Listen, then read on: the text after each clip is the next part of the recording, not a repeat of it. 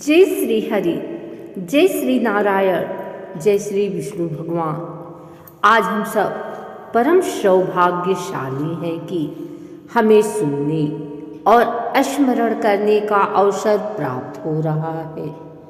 अगहन मास महात्म्य के अष्टम अध्याय का यह पवित्र अध्याय, जिसमें भगवान श्री हरि के महात्म्य, भक्तों की भक्ति की पराकाष्ठा और धर्म, दान तथा सेवा का अद्भुत संगम देखने को मिलता है। यह अगहन मास स्वयं भगवान श्री विष्णु के प्रिय महीनों में से एक है। इस मास में जो व्यक्ति श्रद्धापूर्वक कथा श्रवण करता है, वह जन्म जन्मांतर के पापों से मुक्त होकर मुझ का अधिकारी बनता है।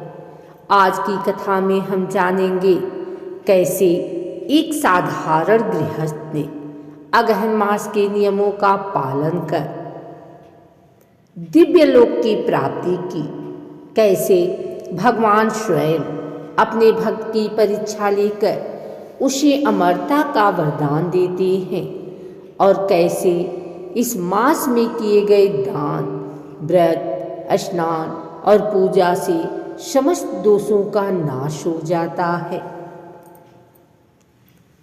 तो आइए भक्तजनों, मन, वचन और कर्म से पवित्र होकर भगवान श्री हरि के नाम का स्मरण करते हुए प्रारंभ करते हैं अगहन मास महात्म्य का 8वां अध्याय, श्री हरि की कृपा।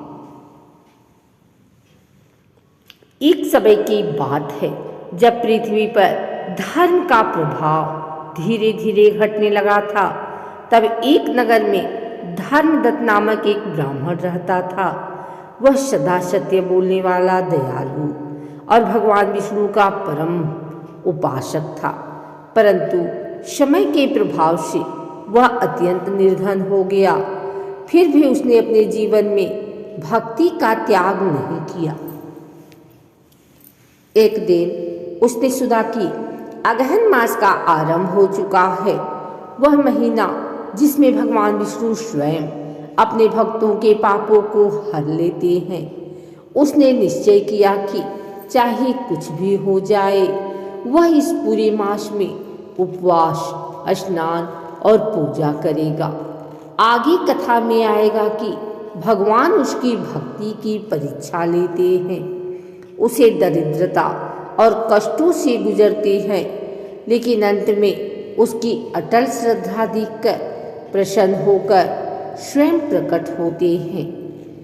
इसी प्रकार कथा में यह भी वर्णित है कि अगहन मास में किए गए एक तिल का दान भी हजारों वर्षों के पुण्य के बराबर होता है। जो व्यक्ति इस मास में ब्राह्मणों को अन्न, वस्त्र, दीपदान या तुलसी पत्र अर्पित करता है, उसे विष्णु लोक की प्राप्ति होती है। और इस प्रकार भक्त धर्मदत्त की कथा हमें यह सिखाती है कि सच्ची भक्ति वही है जो विपत्ति में भी अड़िग रहे।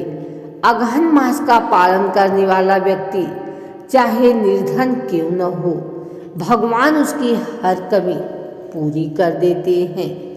इसलिए हे भक्तजनों, इस पवित्र मास में स्नान, दान, जप और पूजा अवश्य करें। तुलसी दल, दीपदान और हरि नाम का जाप इस मास में अनंत पुण्य प्राप्त करता है। अंत में यही कहा गया है, अगहन मास महात्म्य श्रवण मात्रेण पापक्षय, विष्णुओ कृपया सर्वसिद्धि सुलभा भवति। जो भक्त इस कथा को श्रद्धा से सुनता या सुनाता है, उसके जीवन में सुख, समृद्धि और शांति अस्थायी रूप से निवास करती है। जय श्री हरि, जय श्री विष्णु भगवान। अगहन मास की जय।